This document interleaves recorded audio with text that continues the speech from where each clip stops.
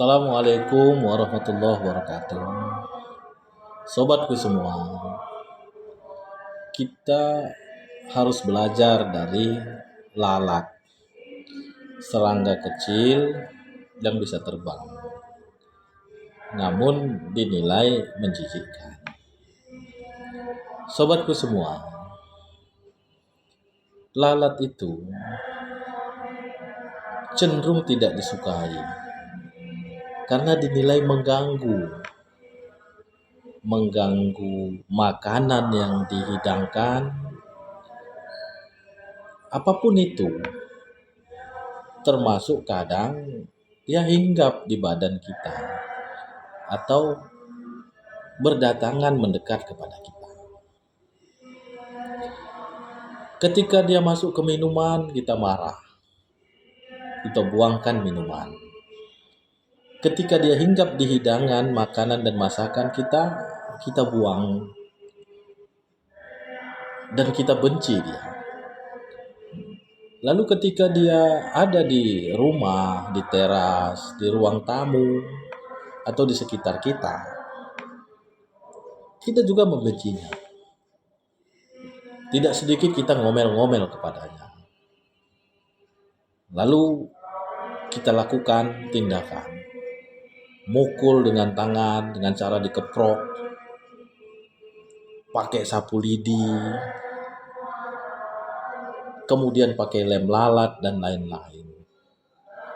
Ketika kita keprok pakai tangan, dia mati, penyet.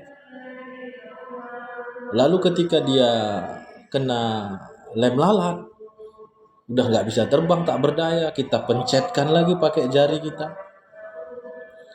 Maka kita pertegas lagi. Lalu kita pakai raket nyamuk, kita tempong sekuat, mati. Ketika kita keprok pakai lem lalat juga, serta pakai raket nyamuk atau sapu lidi, kena, penyet. Saking tidak sukanya kita bilang, wah, kapok, mampus lah, itulah.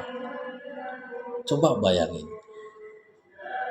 kita marah kepada lalat, kita pukul, dah mati dia, dah penyet keluar isi perutnya, kita caci lagi, kita maki lagi.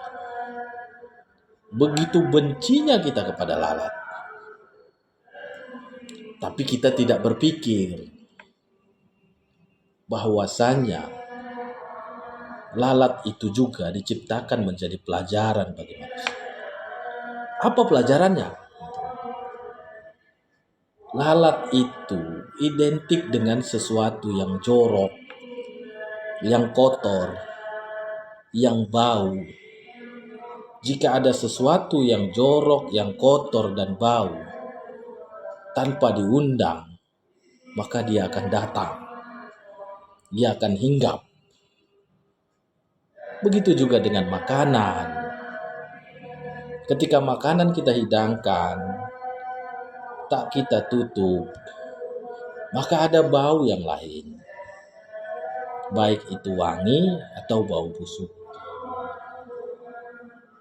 Sesuai dengan makanan itu. Karena memang sifatnya adalah membuat sesuatu yang kotor. Jadi ketika kita pukul dia, udah mati, ngapain lagi dia kita caci? Lantas berpikirlah, kenapa lalat itu hinggap di badan kita? Kenapa lalat itu berterbangan di sekitar wajah kita? Sehingga kita panik lalu kita keprok dia.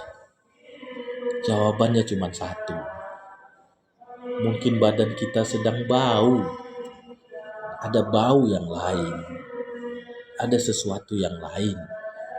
Walaupun kita sudah mandi, sudah pakai sabun, mungkin ada sesuatu yang masih kotor.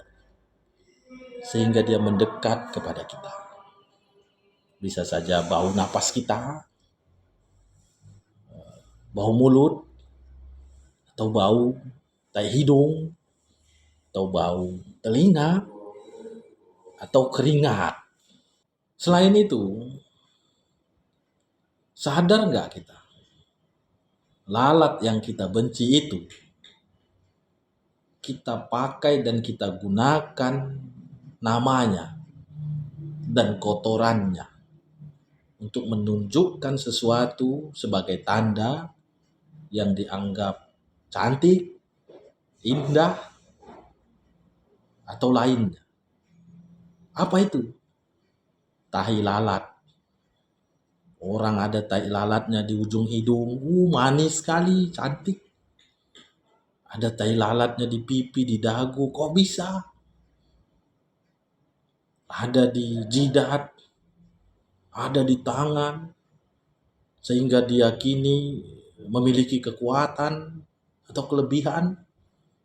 Wah, tinjuannya kuat, karena ada tai lalatnya di kanan. Sahabatku sekalian, lalatnya kita benci, tapi tai dan namanya kita pakai.